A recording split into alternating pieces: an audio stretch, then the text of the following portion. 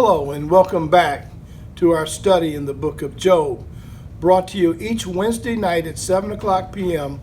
by the Port Huron Church of Christ, located at 7567 T Street, right here in the city of Port Huron. For the last 2 weeks, we have kind of laid the foundation for this study. The first week we talked about how we were going to eat the elephant. Last week we talked about the elephant itself, which was the structure of the book of Job. And we denoted that Job is a very unique book in the way it's structured. It's full of poetry, which we're going to find in just a few minutes as we complete the narrative. We are still in the narrative portion of the book, and when we go into the poetical part, you will actually begin to see the poetry as it unfolds. Now, on last week, we looked at who Job was. The first 5 verses of the book in chapter 1 talks about the person, this man called Job, who was from a place called Uz, and talked about his vast riches. And in doing so, it sets the scene for what's going to happen next and this upcoming. Now, the first part of the first 5 verses were taking place on earth. These all talking about Job and the scenes on earth. Now the scene is going to switch to heaven. What we're going to see and find out as we go through this is that we've been tipped off as to what's going on. We as an audience have been told, it's like a big play, a drama, and we have been told ahead of time what is happening, but the main character doesn't know. So you're going to find that he's going to be reacting from a standpoint of unknowing what we already know. So let's get into verse number 6. We're going to cover verse number 6 to 22 today, and that will get us through the first part of the narrative of the book of Job. So it begins by saying, one day the angels came to present themselves before the Lord, and Satan also came with them. The Lord said to Satan, "Where have you come from?" And Satan answered the Lord, "From roaming throughout the earth, going back and forth in it." Then the Lord said to Satan, "Have you considered my servant Job? There is no one on earth like him. He is blameless and upright, a man who fears God and shuns evil." Now, this is what God said about Job in the first 5 verses. He's restating this again, now for the benefit of Satan. Now, here Satan answers and says, "Does Job fear God for nothing? Have you not put a hedge around him and his household and everything he has? You have blessed the work of his hands, so that his flocks and herds are spread throughout the land.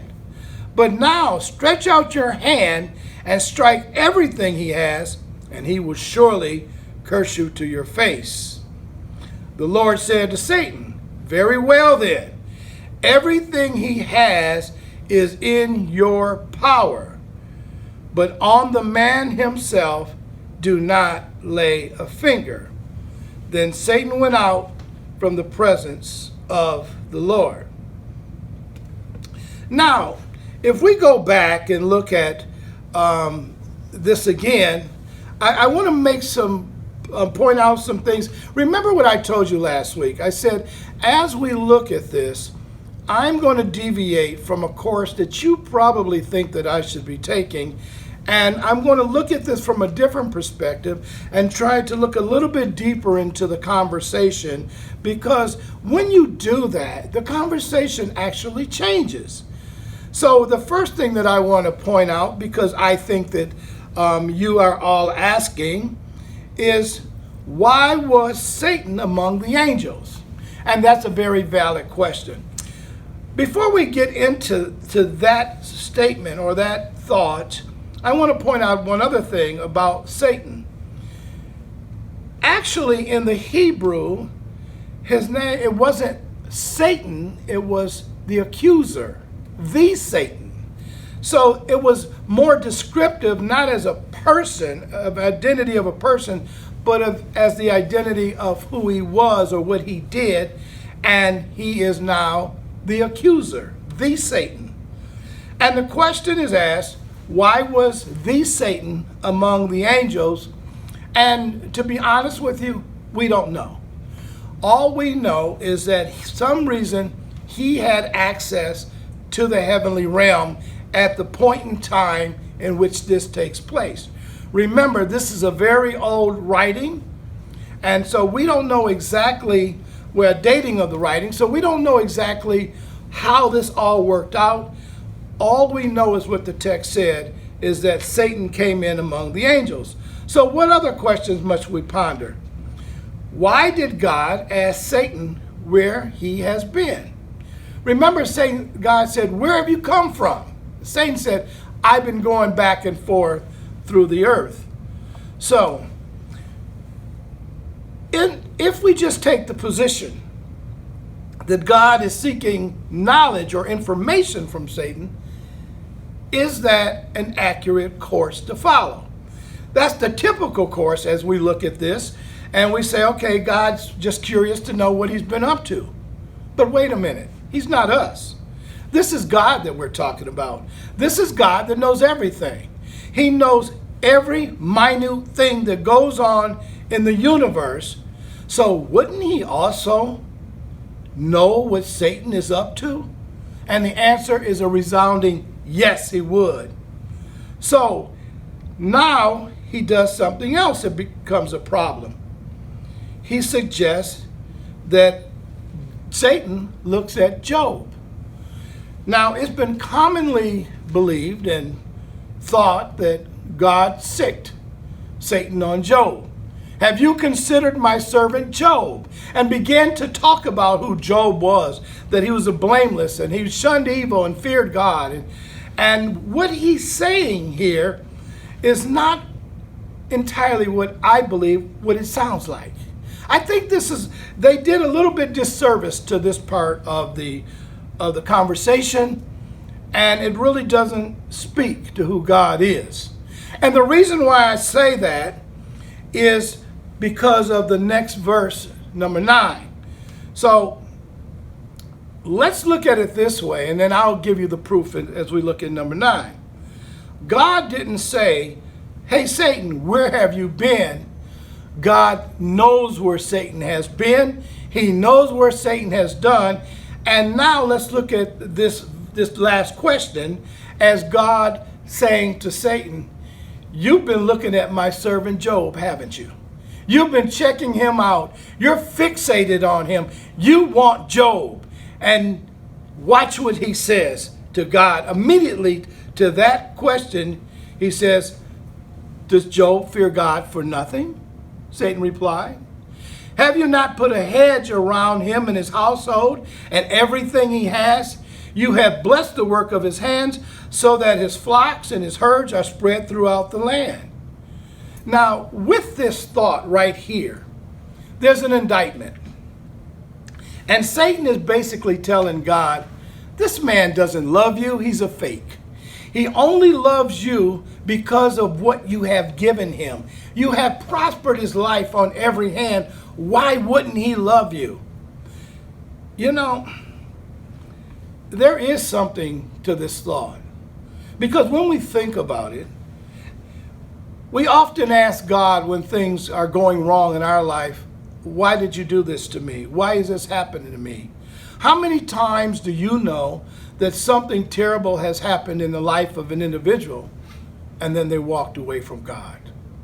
They were so disappointed in God that they walked away as if they had a better place to go. And what Satan is saying here actually happens all the time in our existence. For a lot of people, their dedication and devotion to God is hinged on what God has done for them. It's the old saying, what have you done for me lately? And although for some, God brings them through many, many storms, if he doesn't satisfy them in the current storm, they say, you know what? I'm done with him. I'm looking elsewhere with my life.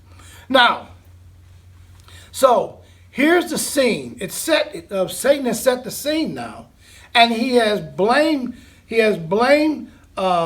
Job for being a fake, and he's kind of indicting God. He's saying, you know what? You don't even realize man doesn't care anything about you, only what you can do for them. Now listen what he says now. This is an interesting statement in verse number 11. He said, but now stretch out your hand and strike everything he has, and he will surely curse you to your face. Now, who said that? That statement was made by Satan, telling God, hey, take away everything he has, and you'll see what he's made of. Remember, God said that he was blameless. And listen, blameless doesn't mean that Job was sinless. It means that there is no indictment against him for being an immoral person. Job's moral character would hold up more than anybody's, and that's what blameless actually means. So he said, the Lord said to Satan, now listen, watch this now. Satan tells God to stretch out his hand and strike everything that Job has, and he will curse him to his face. And then God comes back to Satan and says, very well then, everything he has is in your power, but the man himself do not lay a finger. Now, in regards to this, God is telling Satan, listen, I'm not going to do anything to him, but just to prove to you that I'm correct, I am going to allow you to do what you want to him, but do not lay a finger on Job himself. So, now let's go back at 8 and kind of set this up, because we have a couple of questions that we want to ponder here in just a few minutes. Then the Lord said to Satan, have you considered my servant Job? There is no one on earth like him. Now get that. That's a very important key point. There's no one like this guy. He's the most righteous guy on earth. He is blameless and upright, a man who fears God and shuns evil. So let's look at our questions that we want to ponder here. Why Job? Why in the world of all of the people is Job the target here? And it's very easy to see. When God said there is no one on earth like him, he is blameless and upright, a man who fears God and shuns evil, he's actually saying Job is the best of the best on earth. And what Satan is looking at, he said, I know that I can get this guy. I can make this guy curse God to his face. And if I get this guy, then I have all of the rest of them. So he's going after the hardest guy, and he's going to be relentless. He is not going to give up until he gets Job. So Job is the subject of Satan's attacks only because of whom God says he is. Now, this is the important question right here. What is the implication if Job fails the test? If Job doesn't pass, if Job gets to a place where he curses God and dies, then what does that mean? Well, let's take a look at this and step back and kind of look at this from a bigger picture. Let's go back and look at another picture first, and then we'll apply it to this. We need to go back to Genesis 3. And in going back to Genesis 3, we recall a time when there was an issue in the Garden of Eden. We all remember this. The serpent has deceived Eve. Eve turned around and deceived deceived Adam. And then the blame game started. Adam blamed Eve. Eve turned around and blamed the serpent. So everybody's blaming someone else. And God said, look here. This is how this is going to work. He gave each of them a consequence for their sin. Now, here's the question. Why didn't God just destroy Adam and Eve and make 2 more people that would obey him? Well, he couldn't. And I'll tell you why he couldn't. Because God called them very good. And that locked him in right there. And here's the question. If they are very good, why would you kill them? Killing them would admit they were not very good, and then that would make Satan correct and God a liar. If God is a liar, he can no longer be God. See the box that God was put in here? Now, let's turn our attention to the serpent and say, then why didn't he destroy the serpent? Same reason. Why would he destroy the serpent? Well, he deceived Eve. Well, no, he can't do that for the very same reason. He would be lying because he said that she was good, very good, and then now he no longer is God. So God, in his infinite wisdom, said this, I'm going to tell you what I'm going to do. I'm going to give you all of your consequence, and to you, serpent, for your role in this, I'm going to do something especially hard for you.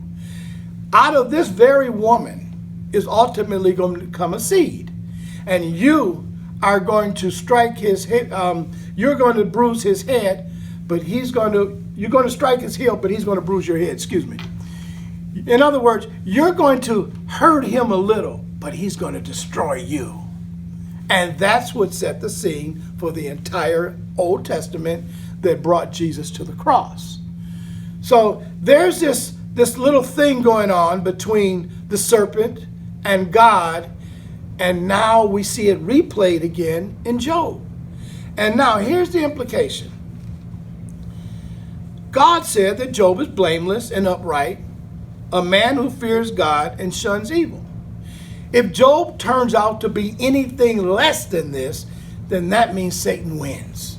Satan is right, and God now is a lie. And he's no longer can be God. So there are some really big implications of what's at stake here is what I'm trying to say. This is really critical. And why did God say Job? And here's an easy answer. He knew. He knew Job could take it. Job could stand up to the test. Now, did God know what Satan was going to do to Job? Absolutely. Absolutely, without fail. But he also knew that Job's character and his devotion to God would stand up even under the worst conditions that any human being could ever imagine. So now we pick up the rest of the book. And here we go. And it says, then Satan went out from the presence of the Lord. Their conversation has ended now. And now Satan is going to do what God has given him permission to do. I want to reiterate, God hasn't done anything to Job. He's allowing it to be to Job to prove the Satan wrong. Now, before we go on, I want to lay this piece of groundwork for us so that you can keep this in the back of your mind. The book of Job is not about the Satan. It's not even about Job. Job is not on trial. Job is a man that had trials. The book is about God.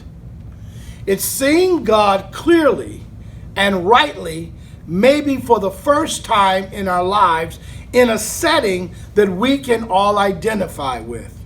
And we all know, out of this book, out of this moment, out of what's getting ready to come next, we always ask the question, why do bad things happen to good people? Well, God's going to answer that a little bit as we go through the book on how he orchestrates the universe. But first, before that, we have Satan now leaving God's presence, going back into the world, and watch what happens next. The Bible says, one day, when Job's sons and daughters were feasting or eating and drinking wine at the oldest brother's house, a messenger came to Job and said, the oxen were plowing and the donkeys were grazing nearby, and the Sabaeans attacked and made off with them. They put the servants to the sword, and I am the only one who has escaped to tell you. While he was still speaking, another messenger came and said, the fire of God, which would be lightning, fell from the heavens and burned up the sheep and the servants, and I am the only one who has escaped to tell you. And while he was speaking, another messenger came and said, the Chaldeans formed 3 raiding parties and swept down on your camels and made off with them. Then they put the servants to the sword, and I am the only one who has escaped to tell you. And while he was speaking, yet another messenger came and said, your sons and daughters were feasting and drinking wine at the oldest brother's house, when suddenly a mighty wind swept in from the desert and struck the 4 corners of the house. It collapsed on them, and they are dead, and I am the only one who escaped to tell you. Wow. We have some questions to ponder with that. Can you believe that? Imagine if that was your life.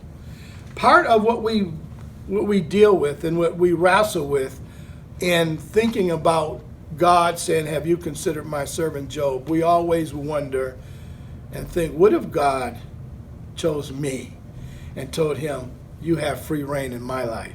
That's what makes Job's life a little hard. And can you imagine what just took place? So let's look at our questions here. The first thing I want you to notice was the rapid fire devastation. When Satan got busy, he got busy. And he was dead set on unraveling Job's entire life. But let's look at what else happened. What does this tell you about him? He is relentless. He doesn't stop at anything until he accomplishes his goal. He has no regard for mankind in any way but to destroy him. And that's what the Bible says about him. So he comes after Job with a vengeance. And now the question is, what's left of Job's life? The Bible called him the richest man in all of the East, which means in the known world at the time, Job was by far the richest man that lived, and now everything Job has is gone. Job is left with nothing. So we have one more question in this. Why do you believe Satan, this is an interesting thought here. Why do you believe Satan always left someone who can report back to Job? He wanted to make sure the message was getting to Job. And just think about Job. He's standing there, and in rapid fire order, they're coming in one after another saying, devastation, devastation, devastation, devastation. Your kids are dead. Now, the Bible says in verse number 20, at this, Job got up and tore his robe, shaved his head, and then fell to the ground in worship. Here's a point that we need to look at. What is the significance of Job tearing his robe and shaving his head? Well, that was a sign of mourning. It would stand to reason that Job would be comfortable on some level in losing all of his stuff. It was just stuff. But my kids? You mean all of my children, all 10 of my children are dead? Yes. And everything that I own, everything that I have has been taken away, is gone? Yes. Imagine that.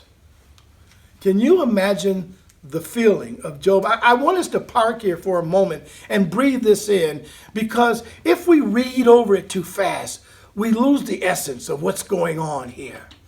This is the worst possible thing that could happen to any human being. I don't know about you, but I don't know too many people that could stand up just under what happened to Job here. In fact, there are not many people that would stand up if everything that they owned just left, and they were left with nothing but their kids. That wasn't good enough for the Satan. He said, I'm going to bury this guy And so now he destroys his kids as well. Verse number 21. Listen to Job's response. Naked I came from my mother's womb, and naked I will depart. The Lord gave, and the Lord has taken away. May the name of the Lord be praised. The Bible says, in all this, Job did not sin by charging God with wrongdoing. I want to look at this statement here by Job, and I have a couple of questions that I would like us to ponder. The Lord gave, and the Lord has taken away. May the name of the Lord be praised. So here's the question. Was the statement that Job just made accurate? Was that an accurate statement? The Lord gave, and the Lord took away. What was wrong with Job's statement from your understanding now of the text? You've kind of got a different viewpoint of it by this point. What did Job miss in this statement that he made? What is he assuming? Who is Job crediting with his situation? Who is he saying did this to him and devastated his family and all of his possessions? God. Is God, or was God, responsible for what Job is experiencing? And the answer is no. Now here's where we have to look at this. God did give the Satan permission. But if you remember what God said, but on the man do not lay a finger, God only told the Satan what he could not do. He never told him what to do to Job. He never told him how far he could go within his possessions. He only said, do whatever you want, but don't touch him. So God set a boundary there that Satan could not cross. He could not touch Job's life. So that ends our chapter 1. Let's do a quick recap of chapter 1. We understand that Satan is out to prove that Job is not who God says he is. He's not a righteous guy. He's just a fake that's taken advantage of God's goodness and blessings in his life and given him a very easy and wonderful life. And we can all imagine that. He's the richest man in all the East.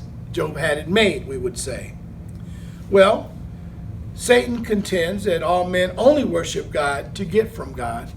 And there's some truth to that, I think, even in our existence today. A lot of people follow God because what he can do for them and give them more than for who he is.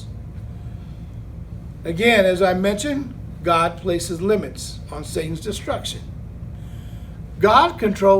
Ultimately, God controls everything. There's nothing that Satan could ever do in this realm without God's permission. But notice now that God gave him free realm, even to the point that he allowed him to use lightning, which the Bible called fire from heaven. This was Satan's doing. This was not God. God had no part in what was done. I need to make this point clear. God told Satan, go do what you want to do, but don't touch him. So this is all Satan's doing. And naturally, Job believes that God is responsible for everything that's happening to him. Why? Because God was always responsible for all of the blessings. Then logic just says, if he has given me everything, then he's the one that's taken it all away. And the last thing that I want us to consider is that he's a formidable enemy. The Bible says that he is relentless in his pursuit. Now, within this thought, the Bible talks about our lives and how we are to guard ourselves and how we have to be aware and wear our spiritual armor, because this is the dude that we're fighting. This is the dude that comes after us. And can you imagine now if he fixates on us and catches us without our armor on? We are in trouble. And so here we kind of get an idea of just the explosive power of Satan when he's allowed to roam free. So imagine now if God had put no restraints on him. What if God was to just say, go and do what you will? He will destroy Job. And we're going to find out next week as we begin in chapter 2 exactly what that looks like, because God is going to do just that. So we thank you for joining us today. Our time is up. We hope that now that you've looked at this book a little bit differently, go back and reread it for yourself a couple of times and watch and see if you can get a different feel when you read the book of Job. If things kind of change in the way that you saw them, and now you see something a little bit more intense, a little bit more purposed, a little bit more explosive in the way it happens, now that you fully understand why this is happening to Job. Until next week, we want to thank you for joining us. We are just elated that you are choosing to spend this time with us, and we're going to do our very, very best to make sure that these 30, 35 minutes, whatever they are well spent and give you much to think about from week to week. So with that said, may God bless you and keep you until we meet again. Stay in, stay safe, and we'll see you right here next week.